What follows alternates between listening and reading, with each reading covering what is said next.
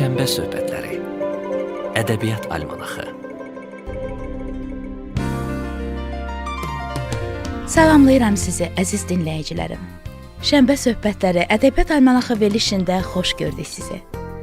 Bugün Ədəbi Yaddaş rubrikasında Azərbaycan poeziyasının görkəmli nümayəndəsi, xalqımızın sevimli şairi Nəbi Xəzri anılacaq. Sevgi müqəddəsdir qətiyyəti ilə. O gərək günəş tək üfüqdən çıxa. Qoyma ürəyinə tərəddüd gələ. Tərəddüd ilk yoldur inamsızlığa. Küləklər haykırır yer üzərində. Çulğayır dalğalar dənizi, çayı. Axı inamsızlıq vadilərində ucalmaz sevginin ümid sarayı. Azərbaycanın xalq şairi, ictimai xadim, dövlət mükafatları laureatı Nəbi Xəzri dövrünün və dövründən sonra da sevilən şairlərdən biri olub. O, Azərbaycan ədəbiyyatını yeni poetik obrazlarla zənginləşdirərək, onun inkişafında özünə məxsus rol oynamış, çox cəhətli yaradıcılığı boyu insanın mənəvi aləminin saflığını geniş, lirik, epik lövhələrlə tərənnüm etmişdi. Şairin əsərlərində xalqımızın tarixi mədəni yaddaşı, vətən sevgisi və təbiətə vurğunluq yüksək bədii dildə ifadə olunub. Nəbi Xəzrinin poeziyası dərin irsimizi, səmimi duyğularımızı və həyata fəlsəfi münasibəti ilə seçilir. Onun dram əsərləri də Azərbaycan teatrlarında uğurla tamaşaya qoyulmuş və müəllifinə böyük şöhrət qazandırmışdı.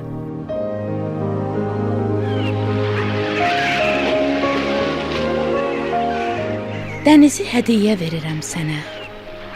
Mən dedim, sən baxdın. Sən gülümsədin. Göylərin şəfəqi düşdü üzünə.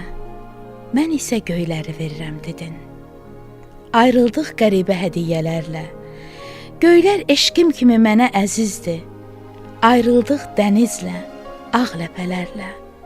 Necə aparasan? Dəniz, dənizdir. Dənizi verdim ki, sənə hədiyyə, gəldiyim sahilə gələsən bir də. Məni görməyəndə o mənəm deyə. Mənimlə danışıb güləsən bir də. Əgər görüşməsək, bizə dağ olar.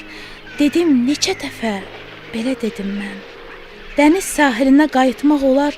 Göylərin sahili varmı gedim mən? Düşündüm. Ayrılıq gələndən bəri sən mənim eşqimə çıraq olarsan. Onun üçün verdin mənə göyləri. Məndən göylər qədər uzaq olasan.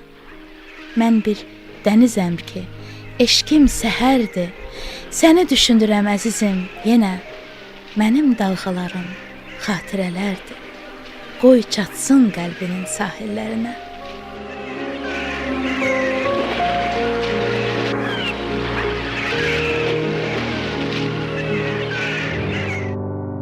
Ədəbi yaddaş. Bugün studiyamızda bizim qonağımız var. Nəbi Xəzrinin övladı Arzu Babayev. Xoş gəlmisiniz Arzu müəllim. Xoş gününüz olsun. Həmişə şair övladlarına bu sual verilir. Bizim sevə-sevə şeirləri ilə böyüdüyümüz, oxuduğumuz Nəbi Xəzri ailədə bəs necə idi? Övladları ilə necə idi? Necə bir insan idi? Bu çox maraqlıdır həqiqətən. Düzdür, bu sualı mənə hər dəfə verirlər. Sizə deyim ki, ailədə o çox ciddi idi. Bizi ilə münasibətdə heç vaxt bizi ərkön eləməyib. Onun daxilində şairanə, ipək kimi bir Nəbi Xəzri vardı. Eyni zamanda sərt, lazım gələndə sözünü belə qətiyyətlə deyən və öz belə misilsiz verdiyi tərbiyəyə sanki yol açan, onun belə hardasa bir balaca, bir yumuşaq desəm, bir balaca qəddarlığı deməzim ona, ciddiyyəti idi. Hər dəfə şeirlərini bizə oxuyanda sanki o misraların o sehrində deyim, misraların o poeziyasında deyim, bizə oxuduğu şeirlərin tərbiyəvi rolu olub həmişə. Tərbiyəvi rolu olub, bəli. Hardasa yumuşaq təbiətdə olmağımızda, hardasa cəmiyyətdə başqa insanlardan bir balaca seçilməyimizdə, fərqlənməyimizdə şair övladı olmağımızın böyük rolu var.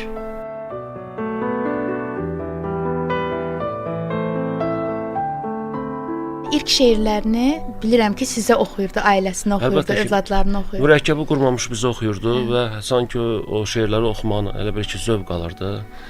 Ədəbi bir proses idi. Onun şeirini oxumağı sanki özünün də o şeiri bir aktyor istedadını oxuyurdu. Bəli. Çox gözəl qiraəti vardı. Gecədir, o gedir, qəlbində ilham. Deməyin yuxular gözləyir onu. Necə rahat yatsın evində rəssam. Yarımçıq duyğular gözləyir onu.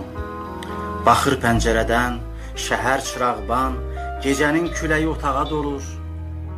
Duyğular yarımçıq olduğu zaman, şirin yuxular da yarımçıq olur. Qəlbinə günəşlər, dumanlar gəlir. Bütün dünya onun ürəyindədir. Bəzən bu otağa ummanlar gəlir. Bəzən bu otaqdan ummanlar gedir. Onun gözlərindən köç edir illər. Gün batır, ay doğur, parlayır ulduz. Hardasa yarımçıq qalan şəkillər. Elə bil gəl deyib darxır onsuz. Ədəbi yaddaş. Mən təkcə sizin yox, siz övladlarının yox, bütün şair övladlarının və digər o dövrdə olan yeniyetmələrin, gənclərin ürəyini oxşuyurdu onun şeirləri, əsərləri. Onun bir nəsr əsəri var idi. Nəsr əsərlərinə rast gəlinmirdi, amma bir balaca nəsr əsəri var idi. Mənim yadımdadır ki, bir 13-14 yaşımda mən onu oxuyurdum və o mərhələli çap olunurdu. Bir neçə hissə ilə. Demək olar ki, mən o hissələri yığmışdım öz dəftərçəmə və mən onu oxuyurdum. O qədər yeniyetmənin təbiətini, düşüncələrini dəqiqliklə göstərirdi ki, mən o dövrdə ondan əziz mənim bir əsərim yox idi. Mən elə onu oxuyurdum və Oğuz Gecəni deyirsiniz yəni. Bəli, bəli. Baxın, çox böyük bir, yəni ki, yazıçılıq məharətidir ki, yaşından asılı olmayaraq həm uşaq yaşında, həm gənclərə, həm sevib sevilən insanlara böyük dayaq idi onun əsərləri, deməli, ədəbi nümunələri.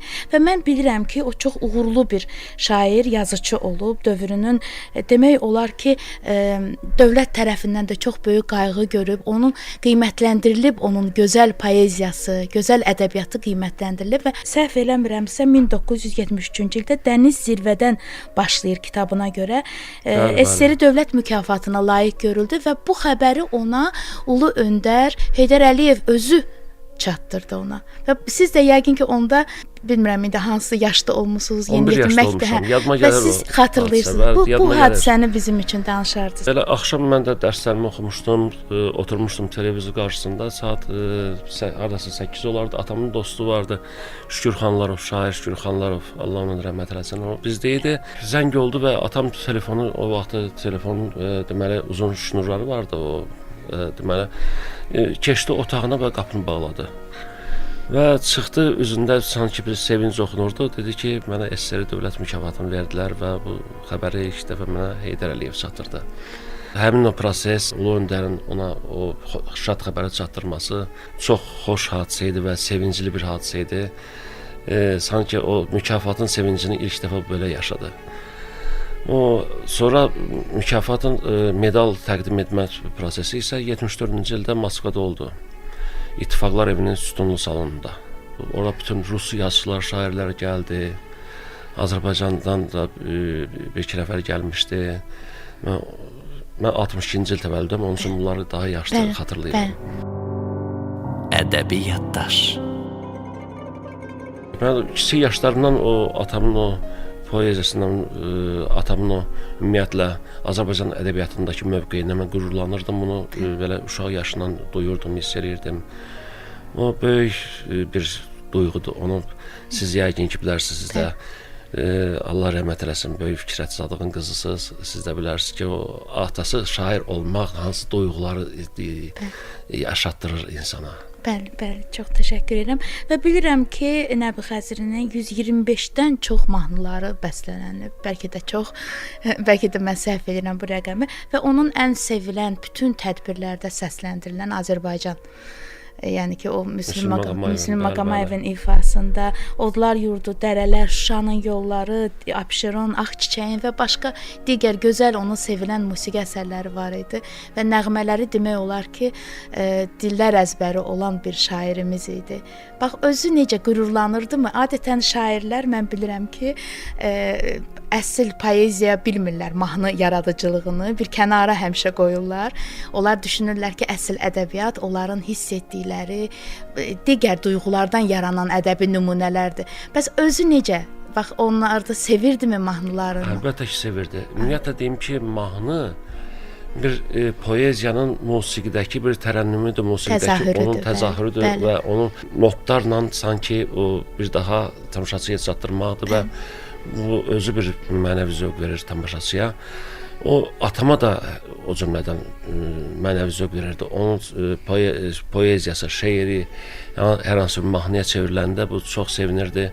Emin Sabitoğlu bizə gəlirdi, o vaxt qonşumuz idi, gəlirdi ki, nə bilim, mən təzə mahnı yazmışam, atam da fortepianonu göstərirdi, Emin buyur və o da fortepianoda ifa edirdi, özü də oxuyurdu. Çox maraqlı, yaradıcı proses olurdu. Bəli, o hətta 5-6-7 yaşlarım vardı, amma mən hər halda bunu kənardan müşahidə edirdim. Sizə deyim ki, mən görürdüm ki, atamın üzündə o sevinci, o nuru, o ruhlanmağı, mən onu uşaq da olsam hiss edirdim. Hətta Emin müəllim mahnı oxuyub qutarandan sonra atam əl çalardı və bravo Emin deyirdi. Sonra atamın sözlərinə çox mahnılar var. Bəli, 125-dən artıq mahnılar var, amma ki, bu yaxında Milli Konservatoriyanın professoru, sənətşünaslıq elmləri doktoru Abbasqulu Nəcəfzadə bir araşdırma apardı və gördü ki, fonda Nəbi Xəzrin sözlərindən yazılmış 125 ya 130 arası mahnı varsa, fonda düşən mahnı varsa, fonda düşməyən və oxunmayan, hətta not şəklində qalan 200-dən artıq mahnılar var. Abbasqulu müəllim istəyirdi ki, yığsın onları bir kitab şəklində. İstəyirdi ki, atamın yubileyi ərəfəsində onu çap eləsin. Gördü ki, yox, bu araşdırma çox vaxt aparır. Hələ də araşdırmasını davam edir. İnşallah o kitab işığımızı görəcək. Uğurlu olsun. O Müslüm Maqamayevin bəstələdiyi mahnı isə sizə deyim ki, sanki Azərbaycanın sərhədlərini, hüdudlarını aşdı və Azərbaycanın sanki ikinci himninə çevirdi. Bəli, bəli. 76-cı il idi, yaxşı yadıma gəlir ki, bağ vaxtı idi, bağdaydıq, yay vaxtı idi. Müslüm Maqamayev bir kaset göndərmişdi və məktub yazmışdı ki, nə bilim, mənim Azərbaycan haqqında bu qədər hecada xahiş olunur, bir şeir yazasınız. Atam razılıq vermədi, dedi ki, axı mən hazır mahnıya şeir yazmaq məni sanki çərçivəyə salır. Bəli, onu etmirlər şairlər. Bəli, o biraz məni çərçivəyə salır. Amma əlbəttə ki, böyük şairlərimiz var ki, o nəğməkar şair deyirlər, onlar həm çoxsu hazır musiqiyə şeirlər yazırlar, amma atam o prosesi sevmirdi. Sevmirdi, amma ona baxmayaraq 5-6 mahnı var ki, o hazır musiqiyə şeir yazıb. O cümləndə də bu Azərbaycan mahnısı. Amma uğurlu alınıb. Uğurlu alındı və onu elə bil ki, biz deməli, bacılarım, anam, sonra atamın dostları dedilər ki, Müslüm Maqamayevin bəstələdiyi mahnı Azərbaycanın hüdudlarını aşacaq, Azərbaycanı tanıdacaq, bütün dünyada məşhur mahnı olacaq. Həqiqətən də bu dostlarının verdiyi proqnoz düzgün çıxdı. Azərbaycanı göylərə qaldırdı və dünyaları gəzdi.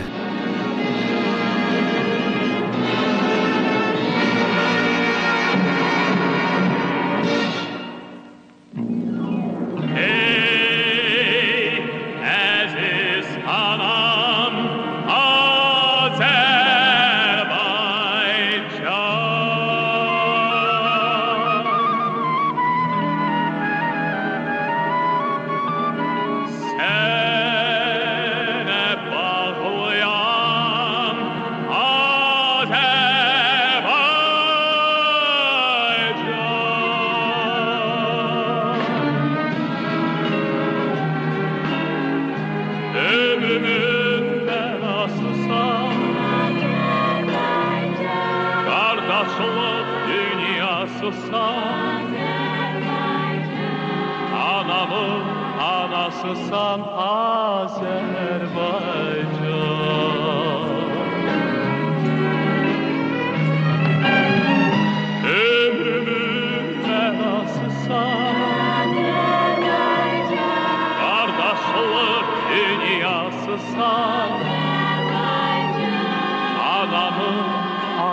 anasısan Azerbaycan.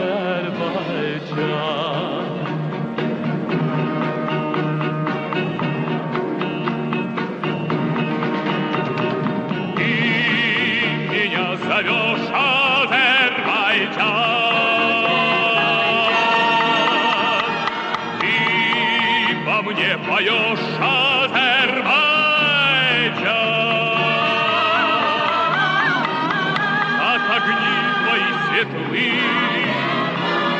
как слова твои теплы, ты звезда моей судьбы, Азербайджан. Нет родимой стороны, сыновья тебе верны, ты звезда моей судьбы, Азербайджан.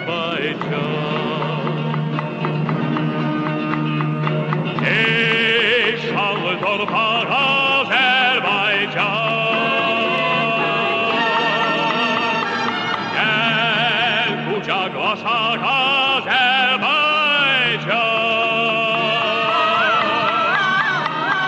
Qəlbimə gəl qulaq as, ömür sənin bahar yaz, qanalıdır kür as Azerbaycan.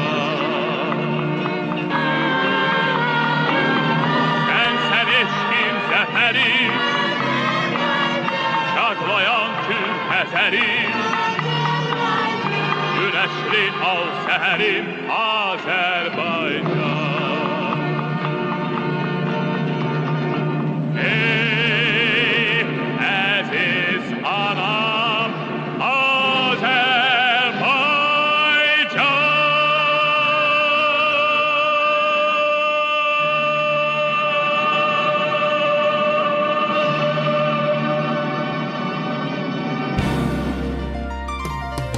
Bugün Ədəbiyyatdaş rubrikamızın mövzusu böyük şairimiz, xalq şairimiz Nəbi Xəzri idi. Studiyamızda onun sevimli övladı Arzu Babayev idi. Çox təşəkkür edirəm sizə. Mən də minnətdarlığımı bildirirəm sizə ki, məni bu gözəl yaradıcılıq məbədinə Azərbaycan radiosuna dəvət eləmisiniz. Çünki mən təsadüf deyil ki, Azərbaycan radiosunda 44-cü ildə atam 20 yaşında əmək fəaliyyətinə başlayıb, diktor işləyib, ali təhsil almamışdan əvvəl, sonra Talih onu bir dəfə də bura elə bir ki, sanki göndərib 65-ci ildən 71-ci illərə qədər o Teleradio Komitəsi sədrinin televiziya işləri üzrə müavini işləyib düz 6 il. Ona görə bu kollektiv mənim üçün də doğmadı. Mən özüm də daxili işlər orqanlarında işləməmişdən əvvəl 27 yaşıma qədər Azərbaycan radiosunda işləmişəm. Mənə də bu kollektiv doğmadı. Çox gözəl. Və sizin kollektivə mən uğurlar arzulayıram, yaradıcılıq uğurları arzulayıram. Çox sağ olun ki, məni dəvət elədiniz. Çox sağ olun ki, Nəbi Xəzrini yada saldınız. Daha bir şənbə söhbətləri verilişinin sonuna gəldik. Verilişi sizin üçün hazırladılar. Mən Aysel Fikrət, rejissor Anar Məmmədov. Ədəbiyyatla qalın.